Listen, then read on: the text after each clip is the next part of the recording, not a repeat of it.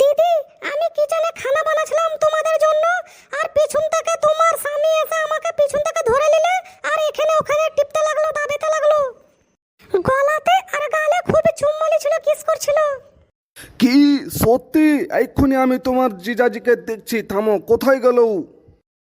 আজকে তো খুবই মজা লাগলো গো, আমার শালিকে পিছে থেকে ধরে দুধ টিপে দিলাম, তো খুবই মজা লাগলো বাবা, খুব টাইট দুধ তো। আর রাহুল, এটা কি সত্যি কথা কি তুমি আমার বইনকে পিছে থেকে ধরে নিলে কিচেনে, আর এখানে ওখানে হাত দিয়ে দুধ টিপছিলে তুমি? ও সর্বনাশ, আমি কি জানি কি ওটা তোমার বোন, তুমি আপনার ড্রেস ওকে পড়িয়ে রেখেছো, তো আমি বলে এটা তুমি আছো, তাই জন্য আমি পিছে থেকে ধরে নিলাম আর এদিক ওদিক ধরতে লাগলাম। তুমি এখন ঝুট বলবে না, আমি এত মোটি, আমার বোন পাতলা আর লম্বা, তুমি জেনে বলছো আমার বোনকে ধরেছো। আপ ধরে লিয়েছি তো ধরে লিয়েছি, আর তো কিছু করার নেই গাও বাবা,